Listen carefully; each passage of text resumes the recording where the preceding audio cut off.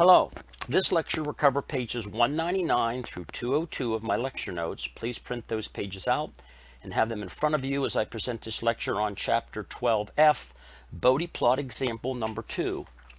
If you want to go ahead and just look at page number 199 and you want to try to tackle this one on your own and then watch the remainder of this video and determine and see if you did it right, or, that'd be fine. But let's go ahead and work another example out. We'll work maybe 4 of these examples out, and then we'll have you try some on your own. Maybe that would be the best way to go. But here on page 199, I want you to look. My example 2 shows an actual operational amplifier circuit here now. And notice I have a resistor and a capacitor in the feedback section, and I have a resistor on the input. I want you to notice the output is going to be equal to a negative, because it's an inverting amplifier circuit, times the impedance at this in the feedback, because it's comprised of resistor and a capacitor, so it's the impedance up there divided by the input resistance. Same equation we had before, but the R2 is impedance times V in.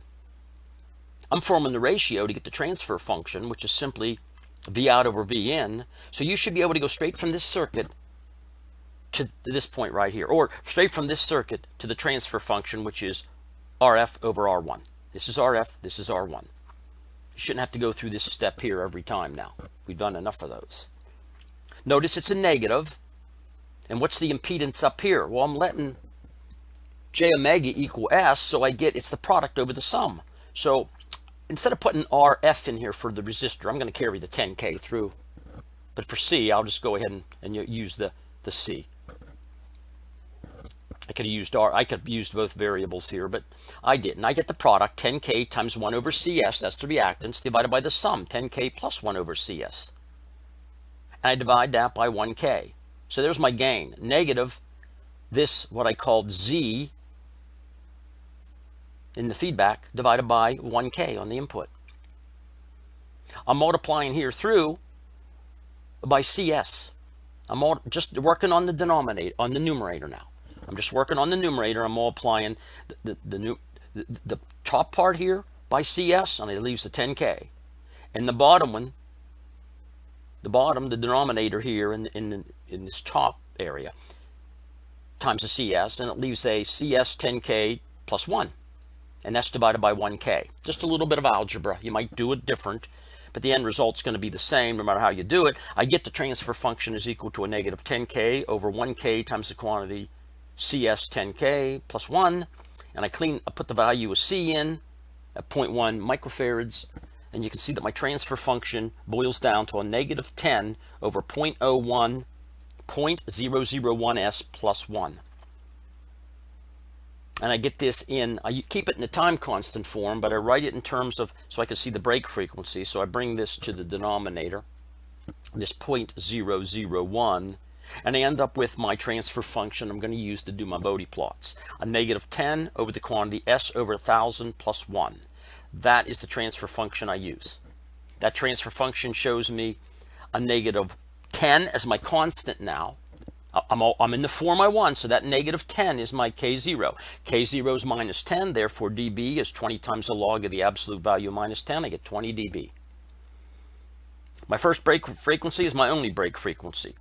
This is case 3B again, back on page 94. It's the same example we had. It's the same as example number 1. The difference is I'm going to have a gain here. The constant is not unity. My first break frequency, being my only break frequency, is 1,000 radians per second. It's a pull and it's breaking down. So I put that in just to refresh my memory at negative 20 dB per decade. So now I can go to my Bode plots. But before I go to my Bode plot, let's get a general idea of what this circuit's going to do, a shape. Well, I know I'm going to have some type of gain. K0 term is going to give me a gain of 20 dB. So let's look at this. I'm going to come in at 20 dB. Okay, that's where I'm going to start, at 20 dB. And then at the low frequencies, this capacitor looks like an open circuit. Remember? At DC, it looks like an open circuit. So the lower you go in frequency, the less significant this resistor becomes. It looks open. So the gain at the lower frequencies, real low frequencies, is just going to be a negative 10K over 1, which is a negative 10. Take the 20 times the log of that. That's how you get your 20 dB. So you're going to be at 20 dB. That's the general shape here, 20 dB. And then you're going to go out and you're going to hit a pull. You're going to hit a pull with 1,000 radians per second. It's going to start rolling off at 20 dB per decade. That's going to be your shape. Your shape's going to look like this. And you know that before you start into your Bode plot. So we go over and we take a look.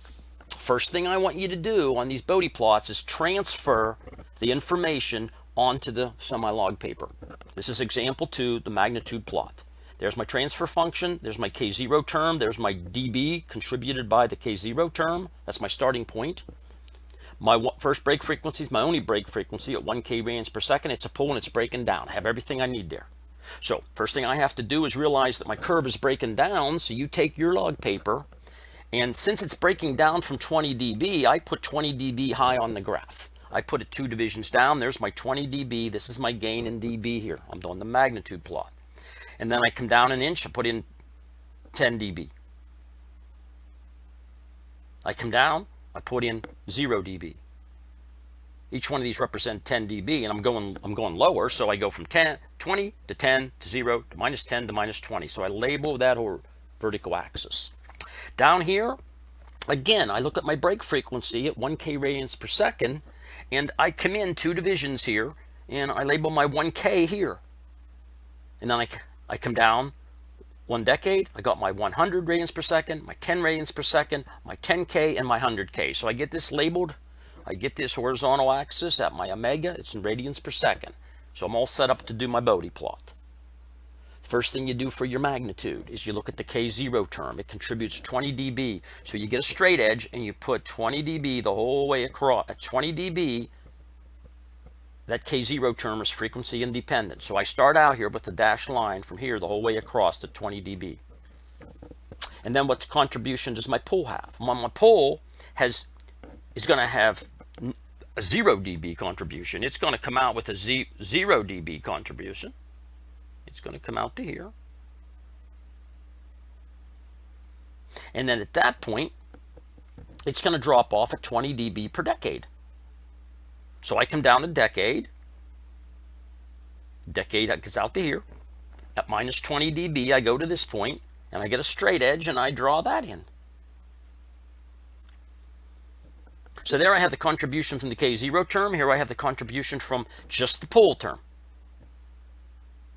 You take the sum of these dotted lines, and what do you end up with? You end up with 20 dB. I made it a dark line, and when you come out to this point, this takes effect. And it rules it off from that point. So this dark line here, I drew with a straight edge, is my actual response in dB. Its rate of change is 0 dB. I'm at 20 dB, and my rate of change is plus 0. That's the shorthand notation. I get to that break frequency, it rolls off at minus 1. That's the shorthand notation for minus 20 dB per decade. Now I can pick any radian frequency, and I can extract the gain of that circuit in dB.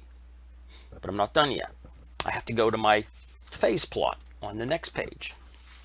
If you take a look at my phase plot in example 2, I know that the K0 term is going to provide a 0 degree because it's a real number. So I just put a dashed line in the whole way across, and I put 0 degrees somewhere in the middle of this scale here. And then I went up 1 inch and did a plus 45, and up 1 inch and did a 90 degrees. This is your degree axis here, and I'm minus 45 and a minus 90. So each one of these midpoints are 22.5 degrees to the next point. Each one of these divisions here represent 4.5 degrees. Just remember that when you read the scale. These phase angles are pretty easy to do because my contribution here, because of the pull, we know right at the break frequency, a pull is down minus 45 degrees. So I put a dot there. 1 decade below it, it's at 0 degrees, and 1 decade above, it's at minus 90 degrees. There's my pull gone from a 0 through minus 45 to the minus 90. That's a dashed line too. That's a dashed line too. These are asymptotic lines again. So I have representation of my constant, and I have a representation here of my pole. It would be a dashed line, and there's a representation of the pole, the angle associated with the pole. Now I have to add those together. And when I add them together, I get the dark line. And I draw it in. That dark line represents the phase angle from low frequency to higher frequency. And now I have my example 2 magnitude plot, and I have my example 2 phase plot.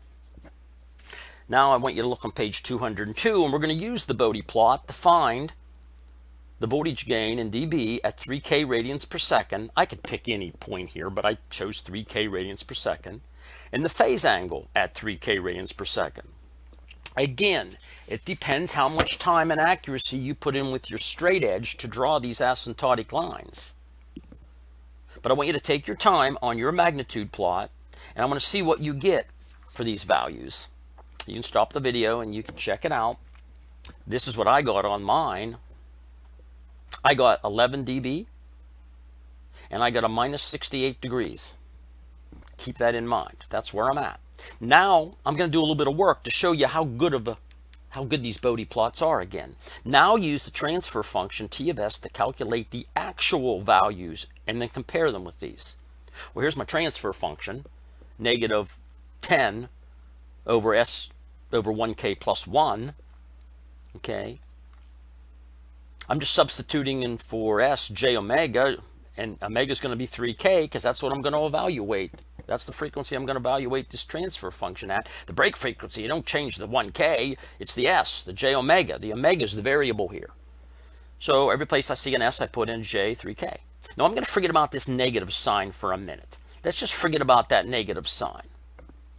I'm just going to work with the transfer function here and assume it's all positive.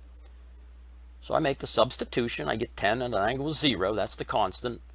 Over 1 plus J3. I just switch these around. It's 3K over 1K. You get a J3.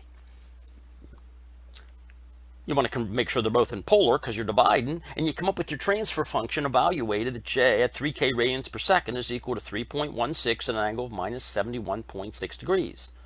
That's your gain. That's your voltage gain.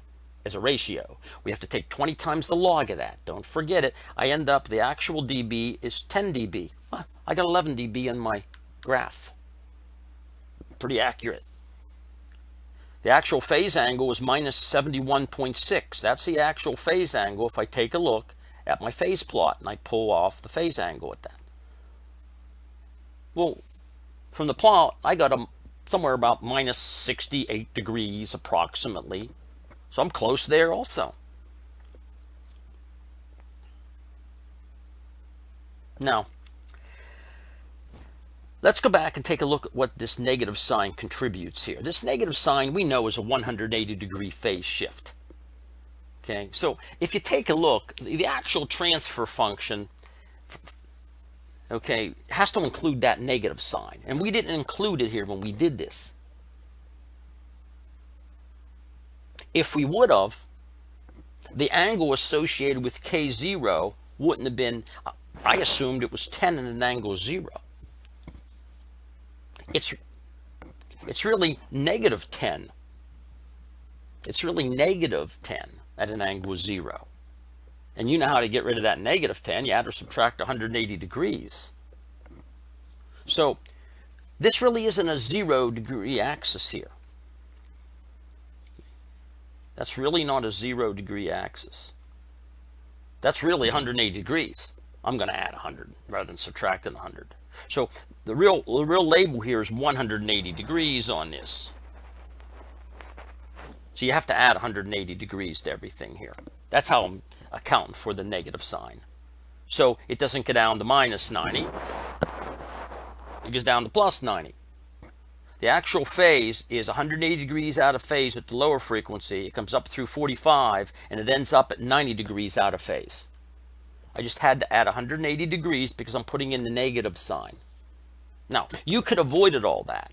If we went on back here, if you take a look, and if we went back to the contribution of the K0 term initially and treat it as a negative 10, we would have realized that that is 180 degrees, or negative 180, however you're looking at it. But I like to do this in terms of 0 and put it in at the very end, so it doesn't mess up my poles and my zeros. My pole's gone from 0 to minus 90, and my zero's gone from 0 to plus 90. I can all do it about the 0 degree axis, and at the very end I can put in the 180 degrees if the constant was a negative value. That's all. So you can pick, in this example, again, we could pick any value for radian frequency and we could determine the gain. Now the reason, in this case right here, let's take a look. When I evaluated this at 3K, and this is where I'm evaluating this 3K. That's my 3K point. And I come up here to this. Where is it up here? Right there. It's right in this area, right there. And I'm trying to evaluate that. And I evaluated it at, what did I actually get?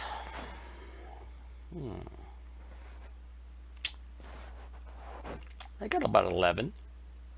Don't forget it's 20 coming down to 10. So each one of these are 1 dB.